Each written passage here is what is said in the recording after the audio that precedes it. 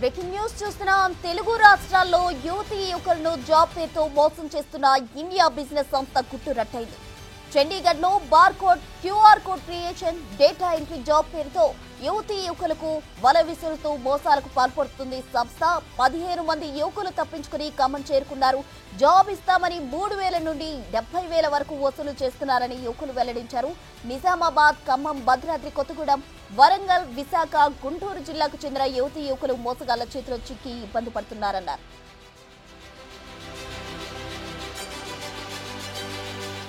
Training పేరుతో చేస్తున్న దోపిడీని ప్రశ్నించిన ఖమ్మం జిల్లా వైరాకు చెందిన యువతిని గొంతు కోస్తామని బెదిరించినట్టు సమాచారం. వరంగల్ రైల్వే స్టేషన్ లో యువతిని హత్య చేసేందుకు చండీగఢ్ టీంలోని కత్తి భాస్కర్ అనే కొందరు వ్యక్తులు పంపాడని యువతి ఆరోపించింది. రౌడీ షీటర్ల బెదిరింపులు సెల్ ఫోన్ లో రికార్డ్ చేసి సిపికి పంపింది యువతి. అనంతపురం పోలీసుల సాయంతో సురక్షితంగా వైరా చేరుకుంది. దీనిపై మరి కాసేపట్లో ఖమ్మం సిపిని 15 మంది యువకులు కలవనున్నట్లు సమాచారం.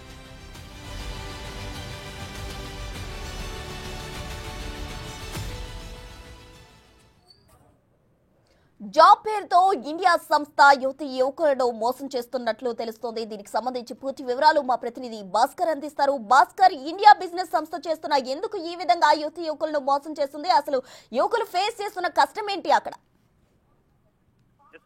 ఇప్పటికే ఖమ్మంతో పాటుగా తెలుగు రాష్ట్రాలు, ఆంధ్ర, తెలంగాణ రాష్ట్రానికి చెందినటువంటి నిరుద్యోగ యువకులు, అది కూడా గ్రామీణ ప్రాంతానికి చెందినటువంటి యువకుల్ని టార్గెట్ గా చేసుకున్నటువంటి ఆన్లైన్ మోసగాళ్ళు మొత్తానికైతే ఆ వెబ్సైట్ లో, ఒక ఆన్లైన్ వెబ్సైట్ లో ప్రత్యేకమైన అందమైనటువంటి ఒక శాలరీ ఆఫర్ చేసుకుంటూ, ఒక బిజినెస్ సంబంధించినటువంటి లేనివి ఉన్నవి క్రియేట్ చేసుకుంటూ, అంటే అక్కడ లేని వసతులను ఇక్కడ సమకూరుస్తున్నామంటూ, లేని ప్యాకేజీని ప్రకటిస్తున్నామంటూ మాయ మాటలు చెప్తూ ఒక్కసారిగా చండీగఢ్ ప్రాంతానికి చెందిన మొహాలీలో ఈ యొక్క ఘటనగా మొత్తానికి కేంద్ర బిందువైందని చెప్పుకోవచ్చు. ఫలితంగా చూసుకుంటే మాత్రం తెలుగు రాష్ట్రాలకు చెందినటువంటి నిరుద్యోగ యువతులను, గ్రామీణ ప్రాంత ముఖ్యంగా యువతులని టార్గెట్ గా చేసుకొని వాళ్ళకి బంపరాబర్ ప్యాకేజ్ చేసుకుంటూ, ఆ ప్యాకేజీ తోటే వాళ్ళని ఇంటర్వ్యూ పేరుతోటి ఆ చండీగఢ్ మొహాలి ప్రాంతానికి రమ్మంటాం. అక్కడికి వెళ్ళిన తర్వాత వాళ్ళకి ప్రత్యేకమైన రూములు ఏర్పాటు చేసేసి వాళ్ళకు 4-5 కలిపి ఒక రూమ్ లో పెట్టేసి, మహిళలను ఒక రకంగా ఒక రూమ్ లో, తర్వాత బాయ్స్ ఒక రూమ్ లో పెట్టేసి వాళ్ళకి టోటల్ గా ఒకరితో ఒకరి సంబంధాలు లేకుండానే వాళ్ళకి సంబంధించిన మరో వ్యక్తి ఆ రూమ్ లో ఉంటూ, అంటే ఒక్కొక్క రూమ్ లో ఒక్కొక్క వ్యక్తి ఉంటూ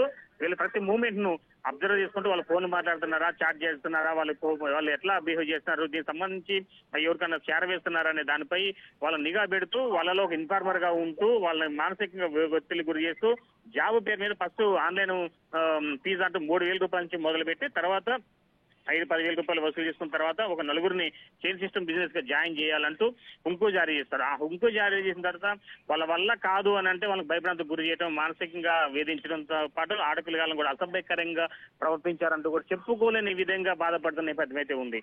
అయితే దీనికి సంబంధించి ఇప్పటికే ఖమ్మం జిల్లా వైరా ప్రాంతం చెందినటువంటి మధులత అనే ఆమె సాహసాలు చేసి ఆ ప్రాంగణం నుంచి అంటే ఆన్లైన్ మోసగాళ్ళ బారి నుంచి టోటల్ గా బయటకు వస్తూ తను వస్తున్న నేపథ్యంలోనే మార్గం మధ్యలో ట్రైన్ లో ఉన్నా గానీ కత్ భాస్కర్ అనే వ్యక్తి, అతను నిజామాబాద్ జిల్లాకు చెందినటువంటి వ్యక్తి, అతను ఎవరికి చెప్పుకుంటావో చెప్పుకోపో, పోలీసు వాళ్ళు ఏం చేస్తారో, మీడియా వాళ్ళు ఏం చేయలేదంటూ అసభ్య పదజాలంతో దూషిస్తూ భయభ్రాంతులకు గురి చేసిన నేపథ్యం అయితే ఉంది. తాను ఎక్కిన ట్రైన్ కానుంచి మొదలుకుంటే తాను సీట్ నెంబర్ కానుంచి మరోవైపున ఎక్కడ ఏ స్టేషన్ లో ఆగుతుంది, ఎంతసేపు ఆగుతుంది, నేను అక్కడ మా వాళ్ళు అటాక్ చేస్తారు, బ్లేడ్ తో చంపేస్తా, గొంతుకు వస్తారు, లేకపోతే గ్యాస్ కట్టర్ తో చంపేస్తారంటూ భయభ్రాంతులకు గురి చేసిన నేపథ్యం ఉంది. అయినా సరే మధులత మాత్రం ధైర్య సాహసాలు చేసుకుంటూ మరి కొంతమందికి భరోసానిస్తూ సంబంధిత ప్రయాణికులతో కాస్త తన యొక్క ఆవేదన షేర్ చేసుకుంటూ మొత్తం ఖమ్మం చేరుకుంది. ఖమ్మం చేరుకున్న తర్వాత పోలీసులకు ఫిర్యాదు చేసిన సిద్ధమవుతుంది.